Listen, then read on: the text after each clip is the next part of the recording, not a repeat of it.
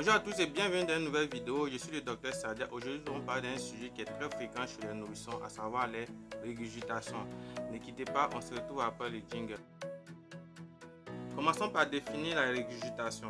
Il s'agit d'une expulsion soudaine, involontaire et sans effort d'une petite quantité du contenu de l'estomac par la bouche du bébé. Il est important de différencier les régurgitations des vomissements qui sont accompagnés d'un effet volontaire. Les régurgitations sont très courantes chez le bébé. Elles surviennent le plus souvent avant l'âge de 2 mois et disparaissent spontanément entre 12 et 18 mois de vie. Les régurgitations peuvent être classées en deux catégories, celles qui sont dites normales et celles qui sont dites anormales. Donc nous allons voir directement les deux types de régurgitation. Une régurgitation est dite normale lorsqu'elle survient immédiatement après la tétée ou dans les 2 heures qui suivent la tétée. Elles sont souvent accompagnées d'un rot. Ces régurgitations peuvent être favorisées par des erreurs techniques lors de l'administration des biberons, telles qu'une mauvaise position du bébé, une grande quantité de lait donné à la fois et une mobilisation excessive après le repas ou même encore l'absence de rot après le repas.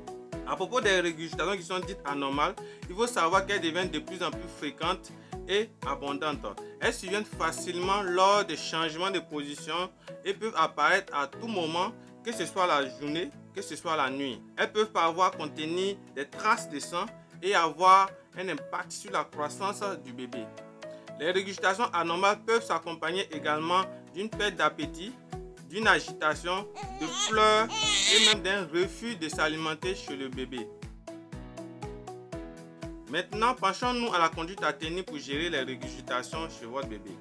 Il est recommandé de changer votre bébé avant chaque repas et de ne pas trop serrer sa couche afin d'éviter qu'il régurgite son repas qu'il vient de manger. Il est également important de corriger certaines habitudes alimentaires comme vérifier la reconstitution des biberons, supprimer les jus de fruits en cas de régurgitation très fréquente. Il faut éviter également les tétines trop larges qui peuvent entraîner une absorption excessive de lait qui sera responsable de régurgitation. Les tétines qui sont très grosses, il y aura beaucoup de lait et le bébé va recevoir beaucoup de lait dans sa bouche, ce qui va favoriser après des régurgitations puisqu'il a un petit estomac.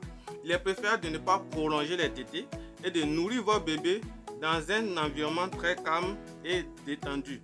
Les tétées doivent être très courtes pour fractionner les repas dans la journée et il faut diminuer la quantité qu'on donne à chaque fois.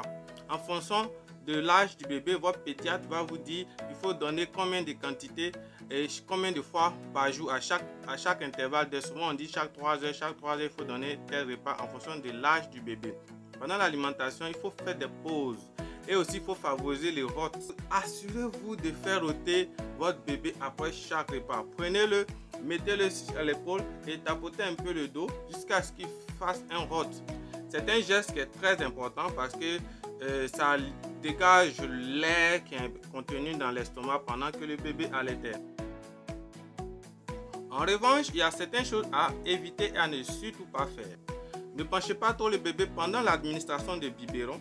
Évitez toute manipulation excessive après le repas et maintenez votre bébé dans une position verticale. Après avoir mangé, ne faites pas coucher le bébé. Tout le contenu risque de remonter. Mettez le bébé d'abord dans une position verticale. C'est pour ça qu'on dit de le mettre à l'épaule, de tapoter pendant quelques minutes jusqu'à ce qu'il rote. Il est également essentiel d'éviter de mettre le bébé dans un environnement qui est tabagique car la fumée peut aggraver les régurgitations. Lorsque vous allaitez le bébé, écartez-vous des personnes qui fument.